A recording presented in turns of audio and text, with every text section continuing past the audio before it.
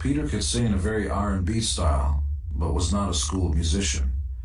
He had a volatile temper, he was not well educated, and was given to emotional outbursts. But he had charisma. Soon we put ads in newspapers and eventually chose Ace Frehley as our lead guitarist. Ace also had some self-esteem issues and was not particularly well educated. He was apt to give in to the bottle. None of this is meant to sound mean-spirited to either Ace or Peter. I cared for them then, I care for them now. But these are the facts. Peter Criss was being supported by his wife.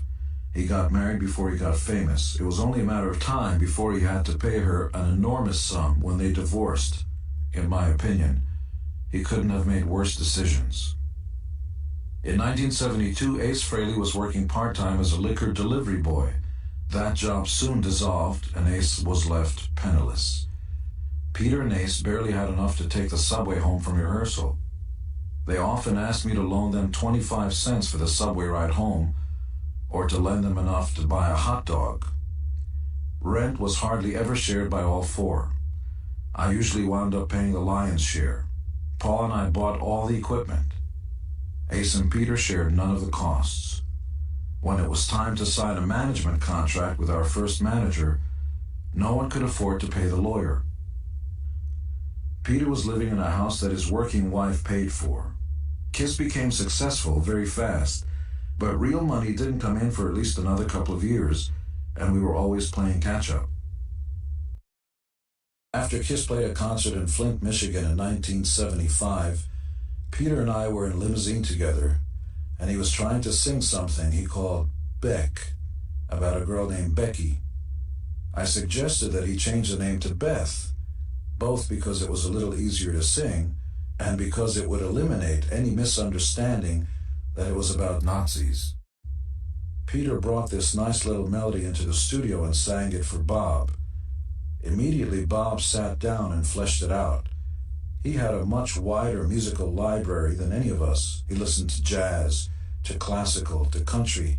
He stuck in a middle eight from a Mozart piano concerto, rewrote the lyric, and suddenly we had a song.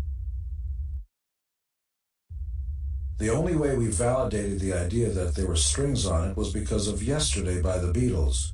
If it was cool for the Beatles, then we could do it. The first few singles from Destroyer hadn't done quite as well as we wanted because of Yesterday by the Beatles. Shout It Out Loud was the first single, and it got into the top 40. Then the label released Flamin' Youth. Our lifestyle changed drastically after Destroyer, especially after the boost from Beth. I bought houses for Peter. We put him to bed. He smelled like a pickled herring. I stayed up all night to make sure he didn't roll over and fall to the ground, which he did anyway, or throw up and choke on his own vomit, which he did anyway. Ace and Peter lived at the edge. They bought many cars and lived in many houses. At one point, Ace built a home recording studio with poured concrete, then found he couldn't use it because his neighborhood wasn't zoned for it. He would have died in a minute. He would spend off days in his room and never come up for air. Between them, they cracked up or crashed at least 10 cars. Mercedes, DeLoreans, you name it. The funniest one was Peter crashing in his garage. The fire department had to come in with the jaws of life to get him out of his car in his own garage. Another part of our lifestyle changed too. As I have said, we always had plenty of women on the road, but now we had the means to treat them like queens. And that caused problems in our personal relationships. There are some hilarious stories about Peter. I had a liaison with a girl, and then Peter fell for her. They saw each other for a little while, and then Peter brought her phone number back home. His wife was a jealous woman and was brighter than Peter. So he hid the phone number under the stereo. His wife was cleaning one day, and she actually lifted up the stereo and found the number.